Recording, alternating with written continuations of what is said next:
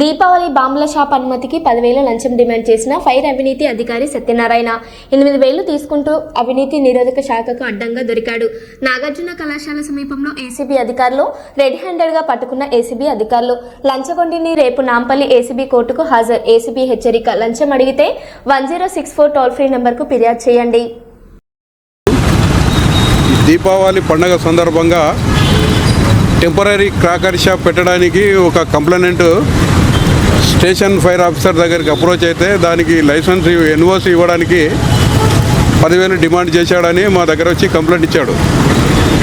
ఆ కంప్లైంట్ దరఖాస్తు తీసుకొని ఎవరైతే station fire officer Satyanarayana Reddy ఉన్నారో ఆయన అది రెప్యుటేషన్ను యాంటీసిడెంట్స్ వెరిఫై చేస్తే ఆ రెప్యుటేషన్ బాగా ఉన్నట్టు లేదు. తర్వాత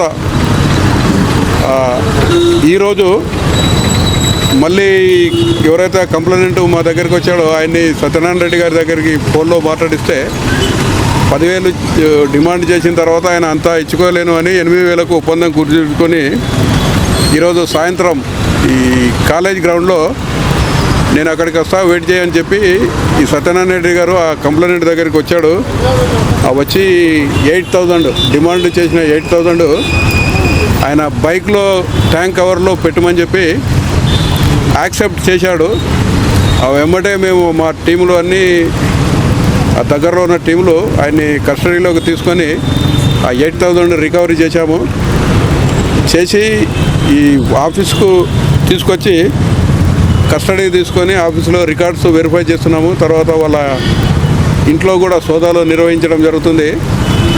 ఈ ట్రాప్ విషయం వాళ్ళ డిస్ట్రిక్ట్ ఫైర్ ఆఫీసర్కి ఇన్ఫామ్ చేసి వారిని కూడా రమ్మని చెప్పాము ఈ ప్రొసీజరల్ ఆస్పెక్ట్ ఏముందో చెప్పడానికి. కాబట్టి ఈరోజు కస్టడీకి తీసుకొని ప్రొసీడింగ్స్ అయిన తర్వాత రేపు కోర్టులో నాంపల్లి కోర్టులో ప్రవేశపెట్టడం జరుగుతుంది. కాబట్టి మీ ద్వారా ఉమ్మడి నల్గొండ జిల్లా ప్రజలకు చెప్పేది ఏంటంటే ఎవరైనా ప్రభుత్వ అధికారి వాళ్ళు చేయాల్సిన పని చేయకుండా లంచం డిమాండ్ చేస్తే ACB toll free number 1064, I repeat 1064, ఆ నంబర్కు మీరు ఫోన్ చేయండి. మీ వివరాలు గోప్యంగా ఉంచి ఎవరి పైన అయితే మీరు కంప్లైంట్ చేస్తారో వెరిఫై చేసి కనెక్టెడ్ రికార్డ్స్ ఎవిడెన్స్ తీసుకొని వాళ్ళపైన యాక్షన్ తీసుకోవడం జరుగుతుంది. ఈ టోల్ ఫ్రీ కాకుండా ఏసీబీ తెలంగాణ ఫేస్బుక్ ఉంది, ఏసీబీ తెలంగాణ ట్విట్టర్ ఇప్పుడు ఎక్స్గా మారింది, దాంట్లో కూడా కంప్లైంట్ చేయొచ్చు. అట్లా చేసిన వాళ్ళపైన వాళ్ళ వివరాలు గోప్యంగా పెట్టి మేము తదుపరి చర్యలు తీసుకోవడం జరుగుతుంది. Okay, thank you.